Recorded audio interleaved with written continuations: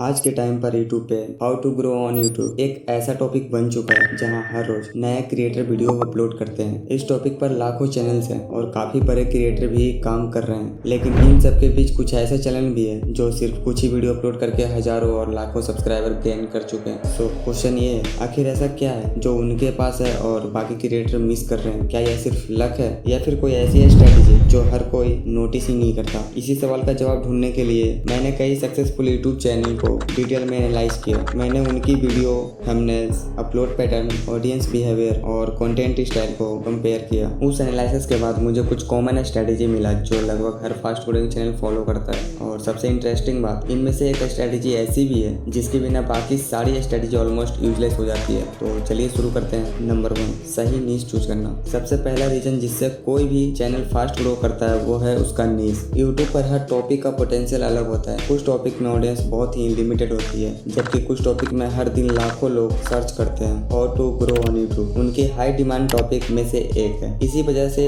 इस नीश में नया क्रिएटर को भी डिस्कवर होने का चांस मिल जाता है। अगर कोई भी क्रिएटर इसी क्वालिटी का कंटेंट किसी बहुत छोटे नीश पे बनाता है तो शायद उसके ग्रोथ इतनी फास्ट नहीं होती। इसीलिए सक्सेसफुल क्रिएटर सबसे पहले ऑडियंस के समझते हैं, उनके बाद नीश चूज करते हैं। मैं भी जब अपना पुराना चैनल देखा तो मुझे समझ आया कि उसकी ऑडियंस भी बहुत लिमिटेड थी। चाहे कितनी भी मेहनत कर लो, ग्रोथ उतनी रिवाइंडिंग नहीं थी। इसी रीजन की वजह से मैं यूट्यूब और क्रिएटर एजुकेशन कैटेगरी को चूज किया। लेकिन सिर्फ सही नीश चूज कर लेना इनफ नहीं होता। इसके बाद आती है नेक्स्ट स्ट्रेटेजी, स्मार्ट एंट्री। हर नए चैनल के पास एक एडवांटेज होता है। अगर उसकी पहली वीडियो इंटरेस्टिंग और ऑडियंस के करंट इंटरेस्ट से मैच करती है तो एल्गोरिथम उसे नेक्स्ट ऑडियंस तक पहुंचाता है। इसी वजह से कई क्रिएटर अपनी स्टार्टिंग वीडियो ट्रेंडिंग टॉपिक के अराउंड बनाते हैं। लेकिन यहाँ एक इम्पोर्टेंट बात समझना जरूरी है, ट्रेंडिंग टॉपिक कॉपी करना सक्सेस की गारंटी नहीं होती। अगर कंटेंट वर्क हुआ तो व्यूअर वीडियो छोड़ देंगे और ग्रोथ वहीं रुक जाएगी। इसलिए स्मार्ट क्रिएटर ट्रेंड का यूज सिर्फ अटेंशन लेने के लिए करते हैं और उस अटेंशन को क्वालिटी कंटेंट से कन्वर्ट करते हैं और वही उनकी रियल ग्रोथ का रीजन बनता है। अब मान लो कि आपने सही नीश चूज कर लिया और एक अच्छा टॉपिक भी सिलेक्ट कर लिया, लेकिन फिर भी एक क्वेश्चन बचता है, व्यूअर आपकी वीडियो पर क्लिक ही क्यों करेंगे?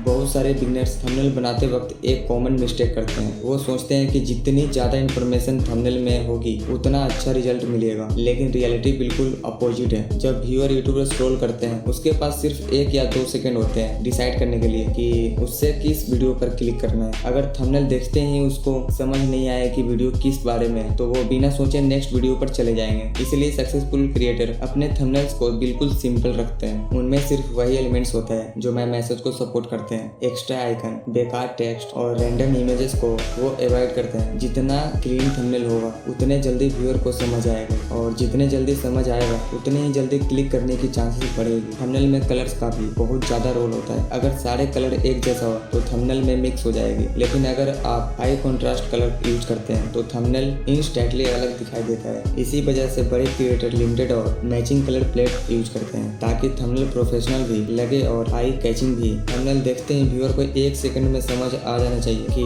मेरे पॉइंट क्या है। इसलिए अपने थंबनेल का लगभग 70% स्पेस सिर्फ सब्जेक्ट को दो, बाकी 30% में सपोर्टिंग टेक्स्ट या विजुअल यूज करो। जब थंबनेल क्लियर होता है तो व्यूअर की क्यूरियोसिटी नेचुरली इंक्रीज हो जाती है और इसी क्यूरियोसिटी की वजह से CTR इंप्रूव होता है। CTR होता क्या है? CTR का मतलब है click through rate. Simple language में इसे 100 लोगों ने आपका थंबनेल देखा और उसमें से कितने लोगों ने क्लिक किया। नॉर्मल वीडियो का CTR एवरेज होता है, लेकिन जिनके थंबनेल और टाइटल स्ट्रॉन्ग होती है उसका CTR नेचुरली ज्यादा होता है। और जब CTR इंप्रूव होता है तो यूट्यूब एल्गोरिथम को सिग्नल मिलता है कि लोग इस कंटेंट में इंटरेस्ट ले रहे हैं। लेकिन सिर्फ क्लिक मिलना ही काफी नहीं होता। अगर लोग क्लिक करते ही तुरंत वीडियो बंद कर देंगे तो एल्गोरिथम समझ जाता है कि थंबनेल और कंटेंट मैच नहीं कर पा रहा। इसीलिए क्लिक से भी ज्यादा इंपॉर्टेंट होती है व्यूअर की सेटिस्फाई। और वही आता है क्वालिटी कंटेंट से। क्वालिटी कंटेंट का सिंपल फॉर्मूला, वीडियो की स्टार्टिंग में बेकार इंट्रो मत दो, सीधा टॉपिक पर आओ। हर पॉइंट को सिंपल लैंग्वेज में एक्सप्लेन करो। जहाँ एक्सप्लेन देना जरूरी हो वहाँ रियल एग्जाम्पल यूज करो। और हर 20 से 30 सेकंड में व्यूअर को